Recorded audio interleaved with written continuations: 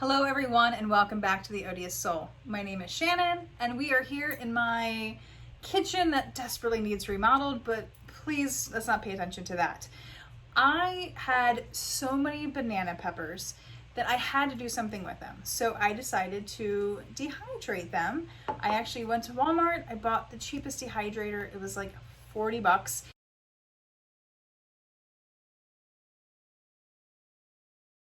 And I cleaned up and cut up the peppers.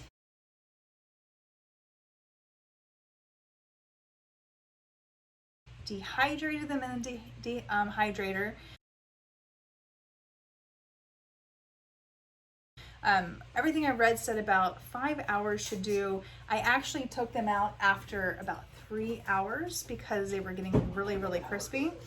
And then I put them in this cute little jar. See? Banana peppers. And the biggest reason why I did this is I love fresh banana peppers. I love it in cream cheese, bam, with some fresh dill and fresh basil. There's nothing better to dip a cracker into than that. However, it's hard to get fresh banana peppers in the middle of wintertime. So I also didn't want my entire banana pepper harvest to go to waste. I mean, there's only so many banana peppers a girl can eat at a time. So I thought I would dehydrate them and then see how they taste in the Philadelphia cream cheese. So what I am going to do now is I'm going to put a mixture together and then see how long it really takes to kind of reconstitute, because I'm sure it's going to take those banana peppers a little bit of time to not be so crispy and chewy in there. So stay tuned. All right, so I'm just going to try a little bit of this because I don't want to do too much if it's not going to taste as good as I want it to. So I'm going to take some of this Philadelphia cream cheese. I'm using the bricks because that's what I have here at the house. And definitely having some issues getting this open.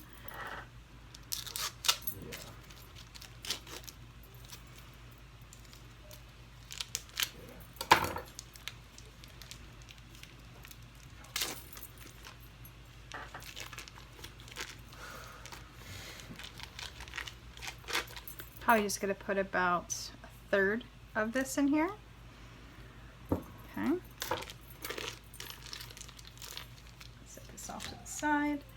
And then I'm just going to sprinkle some of these magnificent dried banana peppers, but I am going to crunch them up. Put them in there. Oh my gosh, that smell is amazing. Smells so good. Okay. All right. Whoops. Put that back on. Okay.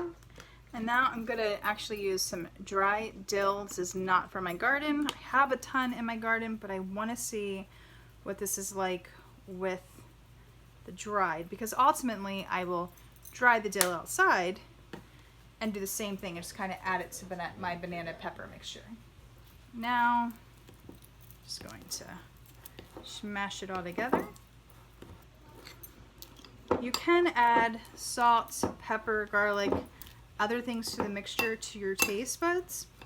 If you had any dried cherry tomatoes, you could add them in here too. Pretty much, I go by, what do my instincts say? What do my cravings say? What do I think? What do I want? A lot of times your gut will tell you what you're craving, what you're desiring, and it'll tell you if things will go good together. Now, I wouldn't maybe listen to the gut of an 8-year-old. I mean, they'd probably try to put some chocolate in here, which, nah. All right, so before I try this mixture, I got some kids to introduce that are driving me crazy and they really want to say hi to the internet. And now apparently they don't. Like what? Like, come on, say hi. Go ahead. Say hi. Hi, Internet. Hi, Internet. How are you guys? Me. Okay, go away. Let's try this stuff. Bye. Okay. Internet. All right, so I'm going to first try it on a Ritz cracker. This is what to use on a non-carb restricted diet. Oh God, these crackers are so good. Nice and buttery. Okay.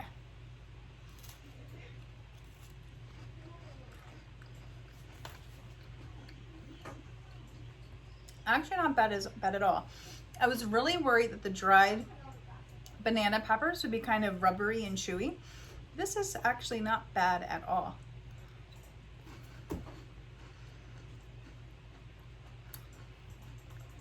It's actually really good.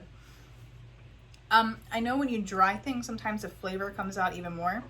It happens in herbs. And it seems like the banana pepper is the exact same way. Very flavorful. I'm also going to try it with these Wisp. These are great if you're on a low carb diet. It's actually, you know, just, I mean, they're awesome. They're like cheating chips that you can cheat with. So let's see here.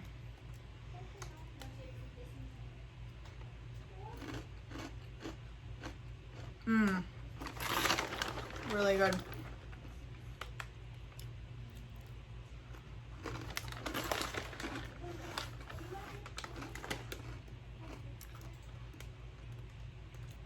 I know you don't want to see me eat, but one more.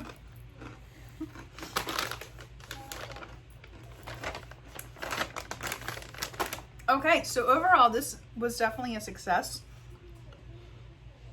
I'm going to continue to dry the banana peppers, the ones that I can't use in time before they go bad. And like I said, consistency is good. Banana peppers aren't too chewy. Flavor is really there. Pretty amazing, actually. Oh, I got another taste tester who wants to come. She doesn't want to be on camera though. Oh, now they all come back. Everybody there a taste tester. Hello, Internet. Taste test what? What do we taste test? That's Zishan down there. I'm gonna definitely show the overhead camera for your hands. That smells good. Can I have one of these? You can. Hey, Yeah. and I do it. Yep. I want to try some of the cream cheese and No, stuff I made. that's pita chips. It's not a pita chip. It's a Wisp. All right, guys. Well, was it good? Well, Zishan came back for seconds. So that's a good sign, isn't it? Yeah. All right, guys. Well, thank you so much for tuning in. I would definitely encourage you to... Bella, Guys, I don't care. you can wave. Go and wave. Just No. wave silently. No. All right, guys. Well, thanks for watching and tuning in today. Definitely try this out. Try getting a dehydrator. You can also just put it in the oven at like the lowest setting, like 175 for hours on end too. Just remember to keep checking on them. The dehydrator I got, like I said, is a cheap version from Walmart. There's no timer. There's no on and off. You plug it in, it starts. You unplug it, it turns off. So, you know, definitely keep your eye. You have to keep going back and making sure, A, you're not over dehydrating and making them crappy. But you also want to make sure you're not under dehydrating. Like I did find one or two pieces that fell through the screens and they were way too chewy. So definitely watch out your texture. You do not want any moisture when you're keeping these things in jars. So, but anyway, all right. So I'm going to go eat the rest of this with my daughter Zisha because I know she wants some more. But again, thank you so much for watching. See you next time.